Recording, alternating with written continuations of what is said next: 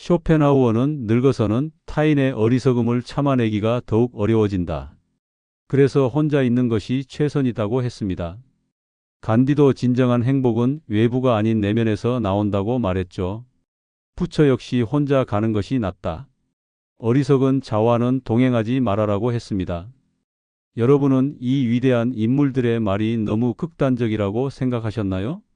혹시 지금도 친구들과 어울려야 외롭지 않을 거라고 생각하고 계시나요? 하지만 인생의 황혼기에 접어들면서 알게 됩니다. 이 성인들의 말씀이 얼마나 현실적인지 말입니다.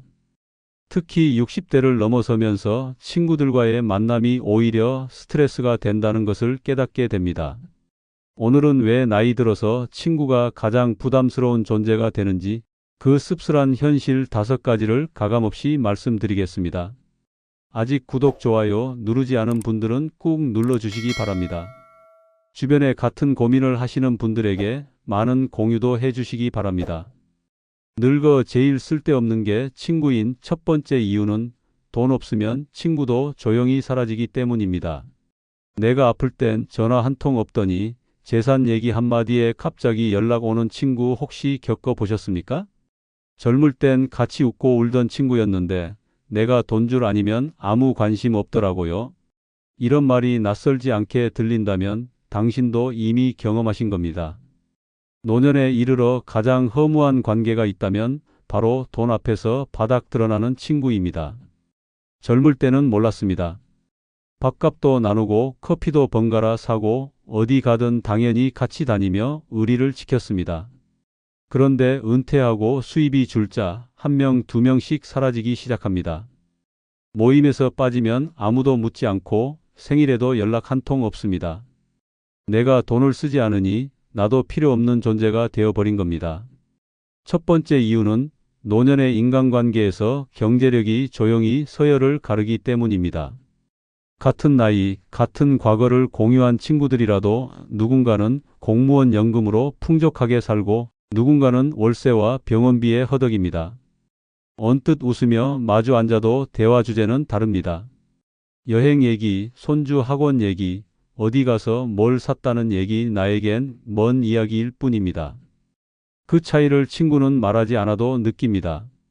그리고 점점 거리를 둡니다. 두 번째 이유는 내가 돈을 쓸 수 없으면 부담이 되는 사람으로 낙인 찍히기 때문입니다. 예전엔 밥값도 종종 냈고 어디 가자 하면 차도 태워주고 기념일엔 작은 선물도 했습니다. 그런데 이제는 계산서 앞에서 망설여지고 커피값도 눈치 보이니 약속을 잡는 게 두려워집니다. 한두 번은 친구가 괜찮다며 웃어 넘깁니다. 하지만 3번, 4번이 지나면 표정이 바뀝니다. 얹혀 다니는 사람이 되는 겁니다. 결국 내가 먼저 멀어지게 됩니다. 세 번째 이유는 돈이 없을 때 친구에게 도움을 청하면 돌아오는 건 대부분 침묵이기 때문입니다. 야, 혹시 이번 달에 급하게 좀 빌릴 수 있을까? 그 한마디에 예전처럼 농담 섞인 대답 대신 나도 지금 여유 없어라는 말이 돌아옵니다. 평생 함께했던 친구에게서조차. 물론 이해는 합니다. 다들 여유롭지 않으니까요. 하지만 그런 말을 들은 순간 마음속에서 무언가가 끊어집니다. 그 뒤로는 아무 일 없어도 먼저 전화할 일이 없어집니다. 네 번째 이유는 돈 없이는 모임조차 유지되지 않기 때문입니다. 친구들과의 모임이란 결국 밥값, 회비, 선물 등 돈이 드는 행사입니다. 처음엔 부담돼도 참석하려고 애씁니다. 하지만 한두 번 빠지고 나면 자연스럽게 단톡방에서도 말이 줄고 모임에서 이름도 잊혀집니다. 자리가 바뀌면 사람이 바뀌고 돈이 끊기면 관계도 끊깁니다. 이 단순한 공식은 생각보다 훨씬 냉정합니다. 다섯 번째 이유는 친구조차 내 상황을 이해하지 못하기 때문입니다. 너는 왜 그렇게까지 아끼냐? 집도 있고 자식들도 있잖아. 이렇게 말하는 친구는 많지만 정작 내 사정은 모릅니다. 내가 월세인지 공과금이 밀려 있는지 손주 학원비를 몰래 대고 있는지 모릅니다. 말하지 않으면 몰라주고 말하면 쉽게 판단합니다. 그게 친구라는 이름을 달고 있는 사람들의 민낯입니다. 늙어서 돈이 없으면 관계마저 사라지는 현실.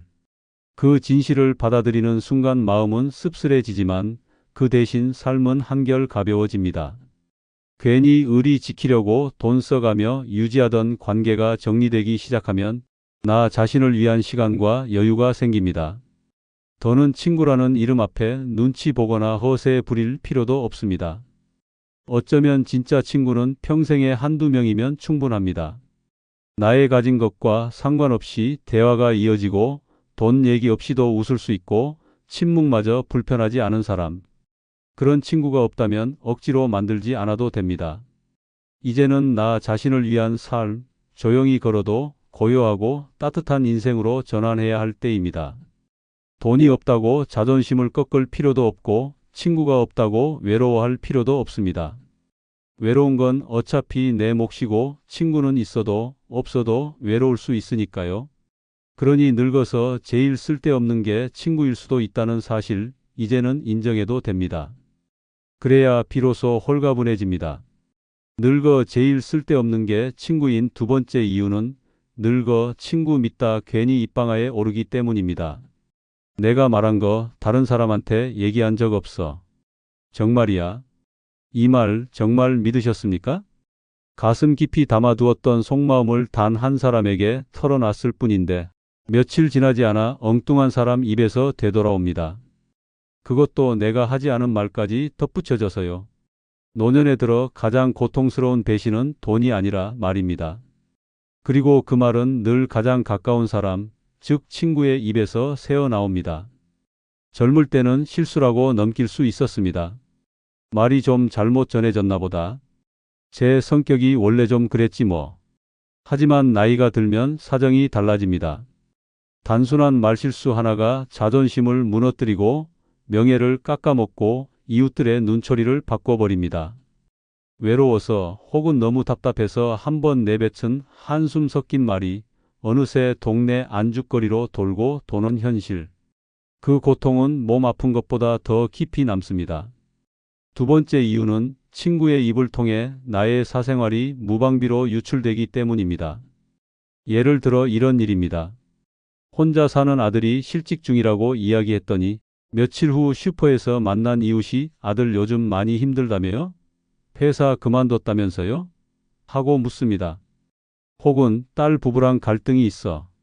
잠깐 하소연했던 일이 어느 순간엔 손주도 못 보게 한다더라는 소문으로 번집니다.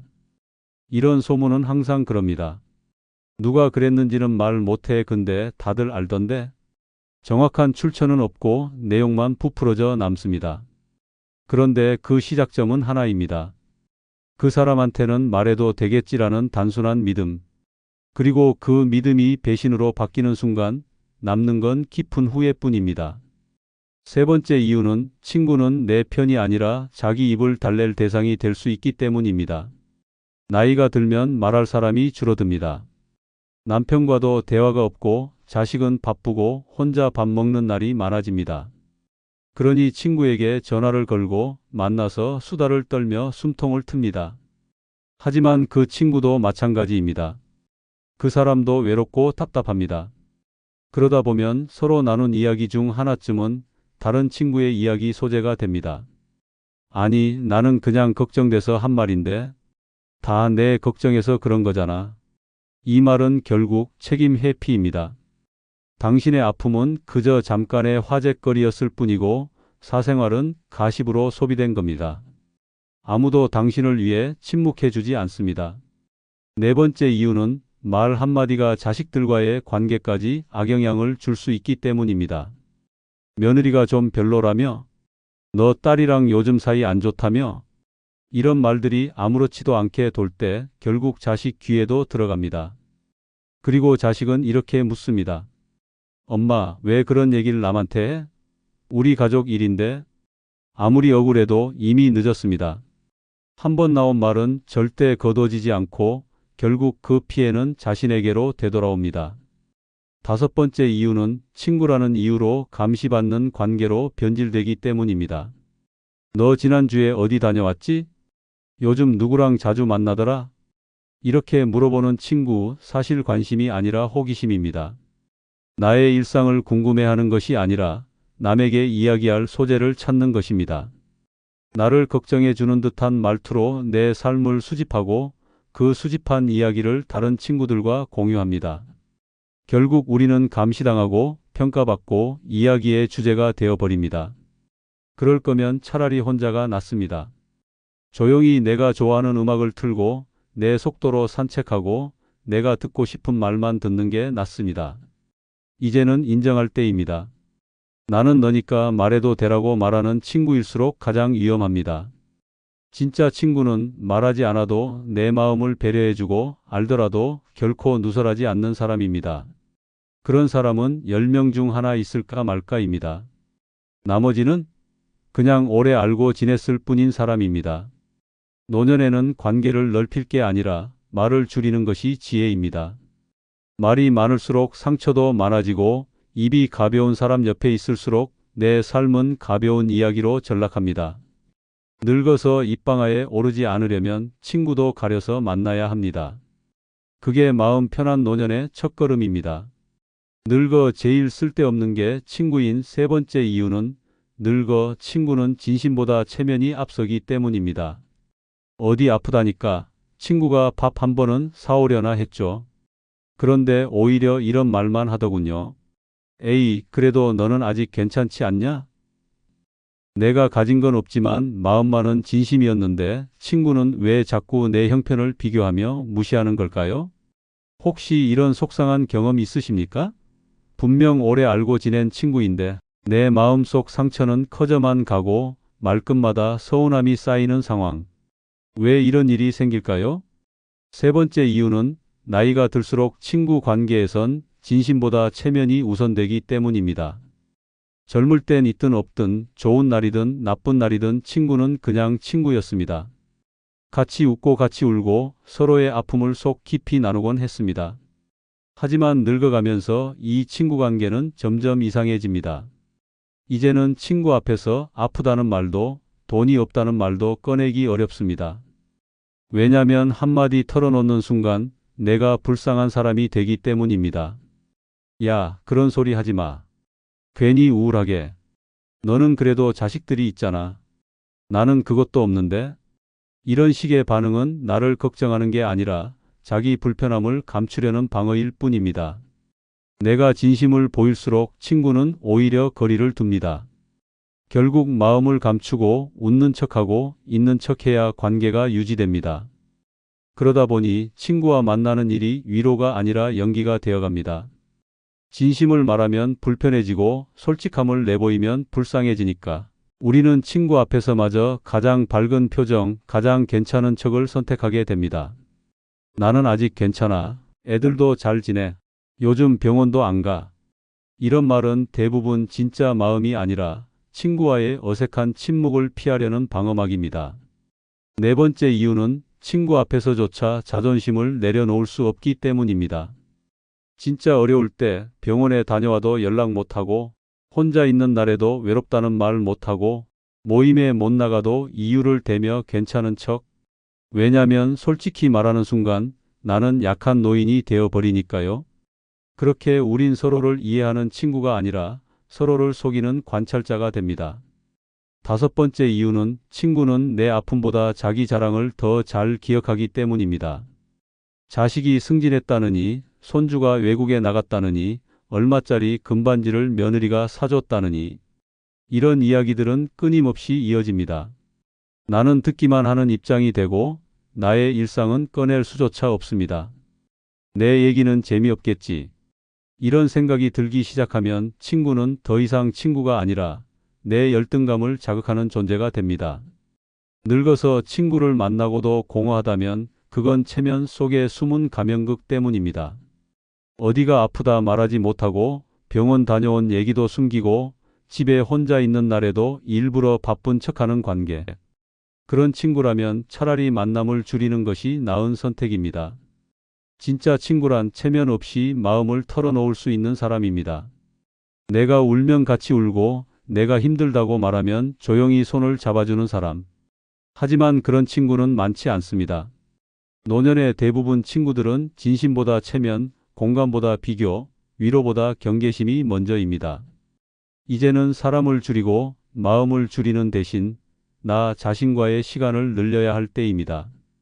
굳이 보여주기 위해 존재하는 인간관계에 지쳐가면서 남은 인생을 허비할 이유는 없습니다. 웃고 있지만 속으론 지친 당신에게 말하고 싶습니다. 가짜 위로보다 진짜 고요가 더 낫습니다. 체면 속 가면을 벗는 순간 진짜 자유가 시작됩니다. 늙어 제일 쓸데없는 게 친구인 네 번째 이유는 늙어 친구와 싸우면 마음의 상처가 오래 가기 때문입니다. 그냥 작은 말다툼이었는데 왜 자꾸 그 말이 떠오르고 왜 이렇게 오래 마음이 아픈 걸까요? 예전 같으면 잊어버리고 넘겼을 일인데 이젠 자꾸 곱씹게 됩니다. 왜일까요? 혹시 이런 감정을 느껴본 적 있으십니까? 노년에 이르면 한번 다툰 친구와는 관계가 틀어질 뿐 아니라 마음의 상처까지 오래오래 남습니다. 몸의 상처는 약을 바르면 낫지만 마음의 상처는 생각날 때마다 덧납니다. 그 대상이 친구일 경우엔 더더욱 그렇습니다. 젊었을 땐 말다툼도 흔했고 며칠 지나면 화해도 했습니다. 서로 바빴고 새 일상이 돌아왔기에 쉽게 잊혀졌습니다. 하지만 지금은 다릅니다. 시간이 많고 생각할 틈도 많습니다. 그래서 친구와의 갈등은 내 안에서 계속 자랍니다. 자려고 누워도 떠오르고 밥 먹다 문득 생각나고 산책길에서도 그 장면이 떠오릅니다. 내가 괜히 그런 말을 했나? 아니지, 걔가 먼저 잘못했잖아. 근데 그냥 내가 참을 걸 그랬나? 이런 생각의 반복은 스스로를 괴롭히는 고통입니다. 그리고 그 고통은 생각보다 오래갑니다. 네 번째 이유는 노년의 갈등은 화해보다 고립으로 이어지기 때문입니다. 한번 틀어지면 다시 연락하기가 어렵습니다. 지금 연락하면 더 어색해질까봐. 먼저 연락하면 자존심 상할 것 같아서. 그러는 사이 시간은 지나고 서로 점점 멀어집니다. 젊을 땐 술 한 잔에 풀 수 있었던 감정이 지금은 자존심과 자책감 속에서 굳어져 버립니다. 그러다 보니 다툼 하나가 친구 하나를 완전히 잃게 만드는 결과가 됩니다. 다섯 번째 이유는 싸우고 난 후의 후유증이 삶의 활력을 갉아먹기 때문입니다. 친구와의 다툼은 단순히 한 사람을 잃는 문제가 아닙니다. 그 친구와 나누던 대화, 함께 가던 장소, 매달 한 번씩 있던 모임, 그 모든 루틴이 무너지면서 일상이 텅 비어버립니다. 집에만 있게 되고 사람을 피하게 되고 웃음이 줄어들고 결국 우울감이 커집니다. 또 하나 더 무서운 점은 노년에는 이별이 다툼으로 끝나지 않는다는 사실입니다. 언젠간 풀겠지라고 생각하지만 시간이 너무 흐르면 그 기회조차 사라집니다. 병에 걸려 연락이 닿지 않게 되거나 세상을 떠났다는 소식을 듣고 나서야 그때 먼저 사과할 걸 하며 가슴을 치게 됩니다. 그러나 이미 돌이킬 수 없습니다. 이처럼 친구와의 싸움은 단순한 감정 소모가 아니라 깊은 후회와 죄책감을 남깁니다. 그렇다고 해서 모든 싸움을 피할 수는 없습니다. 오래된 친구일수록 서로에 대한 기대도 높고 말도 막 하게 됩니다. 하지만 그 말 한마디가 노년의 가슴을 칼처럼 파고들 수 있다는 걸 이제는 알아야 합니다. 그래봤자 친구니까가 아니라 그래서 더 아프다는 걸 잊지 말아야 합니다. 이제는 관계에서 상처받지 않기 위해 거리를 두는 지혜가 필요합니다. 꼭 친구를 멀리하라는 말이 아닙니다. 말을 조심하고 기대를 줄이고 자존심을 조금 내려놓을 줄 알아야 괜한 갈등으로 늙은 마음을 소모하지 않습니다. 가장 아픈 상처는 낯선 사람에게서 오는 게 아니라 가장 가까운 사람에게서 오기 때문입니다. 늙어서 싸움은 회복이 아니라 단절이 됩니다. 갈등을 겪고도 다시 웃을 수 있는 체력, 정신력, 시간, 기회 그 모든 게 이제는 부족합니다. 그래서 차라리 친구와의 거리를 적당히 두고 스스로 평온한 삶의 균형을 잡는 것이 더 중요합니다. 내 마음을 지키는 것이 가장 중요한 나이. 이제는 불필요한 감정 소모를 줄이고 갈등보다 고요한 일상을 선택할 줄 아는 용기가 필요합니다. 늙어서의 싸움은 관계의 끝이 아니라 내 삶 전체에 그림자를 들이우는 파문이 됩니다. 그 사실을 기억하는 것만으로도 쓸데없는 싸움을 피할 수 있습니다. 늙어 제일 쓸데없는 게 친구인 다섯 번째 이유는 결국 늙어 지켜줄 사람은 친구가 아니라 나 자신이기 때문입니다. 혹시 넘어져 다쳤을 때 제일 먼저 떠오른 사람이 친구였습니까? 아니면 병원? 아니면 스스로 일어나야겠다는 생각이었습니까? 혹시 급하게 병원 갈 일이 생겼을 때 친구가 도와준 적 있으십니까? 많은 분들이 말합니다. 그래도 친구는 있어야지. 하지만 정작 진짜 위기 순간 친구는 어디 있었습니까? 친구와의 우정은 젊을 때나 아름다웠습니다. 학창 시절, 직장 생활, 육아의 고단함을 함께 견디며 싸운 시간은 분명 소중했습니다. 그러나 인생의 황혼기에 접어들면 그 우정은 기억으로만 남습니다. 지금 이 순간 내 옆을 지켜줄 사람은 그때 그 친구가 아니라 오로지 나 자신뿐입니다. 다섯 번째 이유는 노년에 닥쳐오는 돌발 상황은 결국 혼자의 몫이기 때문입니다. 갑작스런 낙상, 심장이 두근거리는 불안, 병원 예약이 밀린 진료. 이런 문제 앞에 친구는 조언조차 하지 못합니다. 그래? 병원은 갔어? 이 말이 전부입니다. 진짜 필요한 건 그 순간 차를 몰고 와줄 사람, 손을 잡고 함께 병원에 가줄 사람, 병실에서 묵묵히 앉아줄 사람입니다. 그런 존재는 친구가 아니라 나 자신이 준비해둔 응급 연락망, 재정, 체력, 마음가짐입니다. 내가 힘들 때 친구가 있잖아라는 생각은 사실 현실과는 다릅니다. 정작 친구는 자신도 힘듭니다. 본인 병원도 다녀야 하고 자식 문제도 있고 체력도 예전 같지 않습니다. 아무리 마음이 있어도 행동으로 옮기기 어렵습니다. 그래서 우리는 결국 혼자 병원을 예약하고 혼자 약을 타고 혼자 끼니를 해결해야 합니다. 그리고 정말 위급한 상황에서는 누구보다 먼저 자신을 챙길 줄 알아야 합니다. 은근히 친구들에게 기대는 마음이 크면 클수록 실망도 커지고 외로움도 깊어집니다. 내가 아픈데 왜 아무도 연락이 없을까? 이 생각이 들기 시작하면 친구가 원망스럽고 세상이 서운해집니다. 하지만 냉정하게 말하자면 그건 친구의 잘못이 아닙니다. 우리 모두 늙었고 각자의 삶을 버티는 대만도 버겁기 때문입니다. 또한 친구에게 기대는 삶은 스스로를 무기력하게 만들 수 있습니다. 어차피 누가 와서 도와주겠지. 이런 생각이 머리를 지배하면 운동도 게을러지고 외출도 줄어들고 결국 집에만 갇히게 됩니다. 자신을 돌보는 능력을 잃게 되는 겁니다. 그래서 진짜 친구를 두고 싶다면 먼저 나 자신을 챙기는 사람이 되어야 합니다. 지금까지 늙어 가장 쓸데없는 게 친구인 5가지 이유를 말씀드렸습니다. 괴테는 친구는 우리가 행복할 때 찾아오지만 불행할 때는 우리가 찾아가야 한다고 했습니다. 세네카도 진정한 우정은 매우 드물다. 대부분은 이익 때문에 만나는 것이다라고 말했죠. 오스카 와일드 역시 친구를 사귀는 것보다 적을 만드는 것이 더 쉽다고 했습니다. 이 지혜로운 사람들도 결국 인간관계의 허상을 깨달았습니다. 나이가 들수록 친구는 짐일 뿐이라는 것을 말입니다. 더 이상 의무감에 얽매이지 마십시오. 나만의 고요한 시간이 진정한 자유입니다. 이제 당당하게 나 자신을 위한 삶을 살아가시기 바랍니다. 오늘 영상이 공감되셨다면 구독과 좋아요 부탁드리며 다음 영상에서 만나겠습니다.